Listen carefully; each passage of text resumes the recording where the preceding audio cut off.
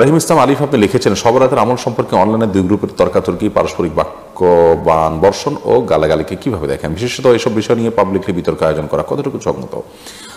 ভাই রামিম, আপনার এই প্রশ্নটি বর্তমান সময়ে খুবই গুরুত্বপূর্ণ।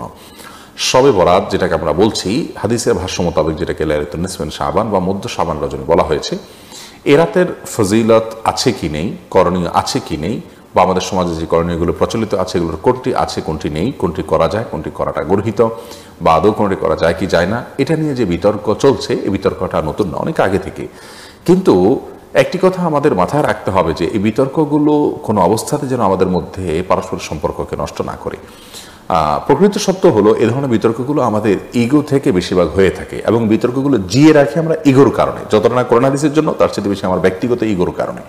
যে আমি হয়তো একটা পক্ষ অবলম্বন করি বা একটা মত লালন করি, সেটাকে আমি হক মনে করি, কিন্তু সেই পক্ষের মত যেহেতু, অতএব এটার পক্ষে আমাকে লড়তে হবে, জিততে হবে, এবং এবারে কোনো ছাড় দেওয়া যাবে না, এবারে আমাকে কোনো প্রকার ভিন্ন মত গ্রহণ করার মানসিকতা লালন করা যাবে না। এই বিষয়গুলো কিন্তু দিন দিন আমাদেরকে মুসলমানিত্ব থেকে দূরে সরিয়ে দিচ্ছে। আখলাকি মুসলমানের যে চরিত্র, যে বৈশিষ্ট্য, সেই জায়গা থেকে কিন্তু আমাদেরকে সরিয়ে দিচ্ছে। অতএব এ ধরনের বিষয় নিয়ে অনলাইনে তর্কাতর্কি করা, বিশেষ করে একে অন্যকে আঘাত করে এবং পাল্টা আঘাত করে মন্তব্য করা, এগুলো কোনো মুসলমানের শান হতে পারে না। আল্লাহ রাব্বুল আলামিন আমাদের সবাইকে উগ্রতা থেকে এবং সীমালঙ্ঘন থেকে বেঁচে থাকার তৌফিক দান করুন। ইসলাম এবং মুসলমানদের বিরুদ্ধে যত ষড়যন্ত্র চলছে, এবং ইসলাম এবং মুসলমানরা যে সমস্ত বিষয় নিয়ে আজ গবেষণা করার সুযোগ রয়েছে এবং প্রয়োজন রয়েছে, এরকম বিষয়ের তালিকা কিন্তু অনেক দীর্ঘ। সেই তালিকা সম্পর্কে আমাদের বেশিরভাগ মুসলিম ভাইয়েরা আমরা অবগত নই বলেই আমরা এ ধরনের ইস্যুগুলোকে এত বড় করে দেখছি। সাহাবীদের মধ্যেও মতো পার্থক্য ছিল, এবং তাবিদের মধ্যে মতো পার্থক্য ছিল, ফোকাহের মধ্যে মতো পার্থক্য ছিল। বিশেষ করে এই মধ্য শাবান রজনী, এটির ফজিলতের বিষয়ে যেরকম অনেক বড় বড় ফোকাহে কেরাম, অনেক বড় বড় ইমামদের মত রয়েছে ইতিবাচকভাবে, আবার অনেকে এটার বিপরীতে মত লালন করেছেন। অতএব এরকম পরিস্থিতিতে অন্তত একজন ইমানদার মানুষ কোন অবস্থাতে এই ইস্যুটাকে নিয়ে অনেক বড় করার সুযোগ নেই। আমরা এবার আমাদের দৃষ্টিভঙ্গি বিভিন্নভাবে প্রকাশ করেছি। লাইলাতুন নিসফ মিন শাবান বা মধ্য শাবানের রজনী মোটামুটি এর ফজিলত প্রমাণিত, কিন্তু এর ফজিলত যতটা প্রমাণিত তার চাইতে বহুগুণ বেশি এটাকে আমরা আপনার ফুলিয়ে ফাঁপিয়ে আমরা এটাকে পালন করি, এবং বলতে গেলে উদযাপন করি। এটা তো উদযাপনের কোনো বিষয় নয়।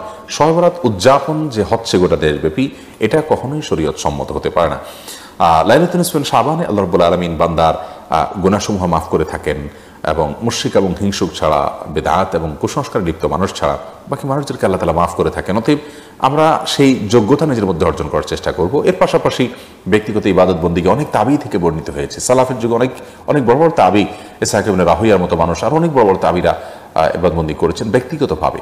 এর জন্য না বিশেষ কোনো সালাত আছে।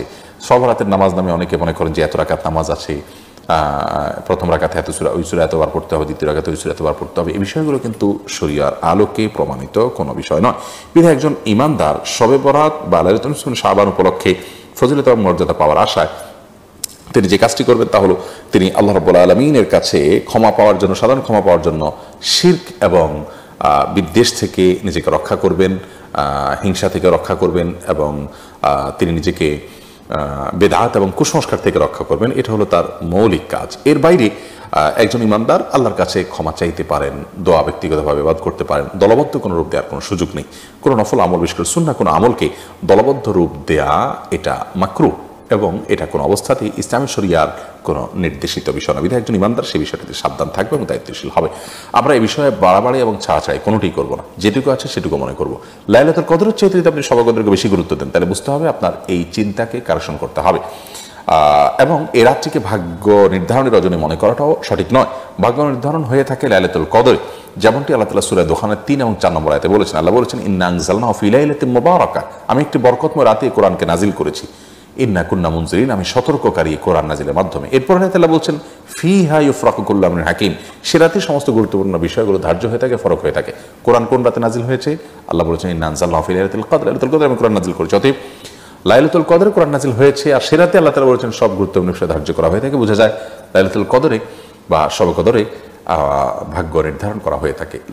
শবে বরাত যেটাকে আমরা বলছি, এই রাতে ভাগ্য নির্ধারণ করার বিষয়ে কোরআন থেকে তো নয়, কোনো হাদিস থেকেও বিশুদ্ধভাবে কোনো কিছু প্রমাণিত নয়। কোনো কোনো মনীষী বলেছেন, কিন্তু সেগুলো দলিলের দিক থেকে কোনোভাবেই টেকে না। বিধায় একজন ইমানদার তিনি এই শবে বরাতকে কেন্দ্র করে যে সমস্ত ভুলভাল জিনিস সমাজে আছে সেগুলো থেকে বেঁচে থাকবেন।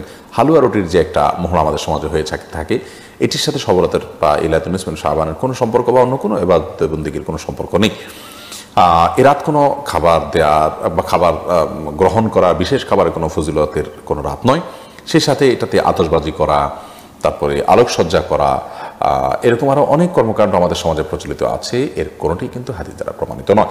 বিশেষ করে ইবাদতের জন্য মসজিদে একত্রিত হওয়া, সবাই মিলে একসাথে দোয়া করা, এটাকে আমরা মনে করি এ রাতের গুরুত্বপূর্ণ আমল। এটি মূলত শরিয়া নির্দেশিত কোনো বিষয় নয়। আল্লাহ তাআলা আমাদেরকে সুন্নাহ এবং বিদআতের মধ্যে পার্থক্য করার তৌফিক দান করুন, এবং সুন্নাহ এবং খেলাফে সুন্নাহর মধ্যেও পার্থক্য করার তৌফিক দান করুন, এবং মাত্রা জ্ঞান যদি থাকে একজন মুসলমানের, সেজন্য আমাদের মধ্যে থাকে। আর মতপার্থক্য থাকলেও একটা বিষয়কে এক পক্ষ হয়তো বিদআত বলছেন, আরেক পক্ষ সুন্নাহ বলছেন, প্রমাণিত বলছেন কেউ, অপ্রমাণিত বলছেন কেউ।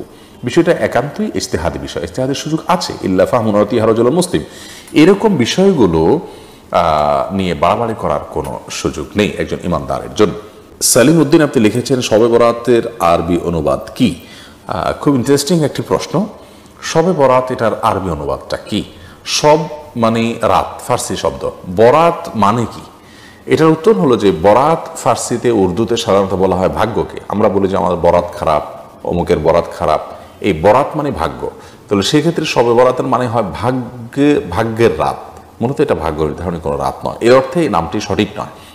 কিন্তু আরবি শব্দ যদি হয়, তার অর্থ হয় মুক্তি। যেমন 10 নম্বর পারা সূরা তাওবার প্রথম শব্দ বারাআতুম মিনাল্লাহি ওয়া রাসূলি, আল্লাহ এবং তার রাসূলের পক্ষ থেকে মুক্তির ঘোষণা করা হচ্ছে, দায় মুক্তির ঘোষণা করা হচ্ছে। তো এখানে বারাআহ মানে যদি মুক্তি হয়, তাহলে তার অর্থ হয় হলো মুক্তির রাত।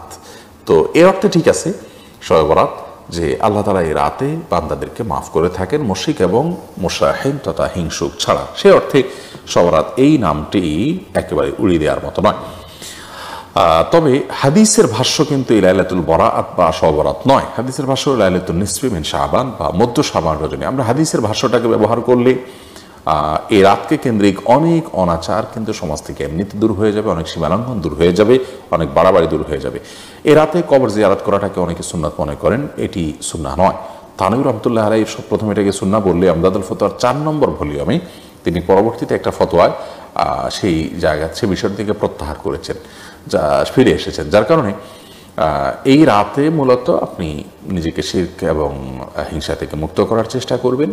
সেই সাথে আল্লাহর কাছে আপনি ক্ষমা পাওয়ার জন্য আপনার নরমাল চেষ্টা থাকতে পারে। বিশেষ কোনো আমল বিশুদ্ধ কোনো হাদিস দ্বারা প্রমাণিত নয়।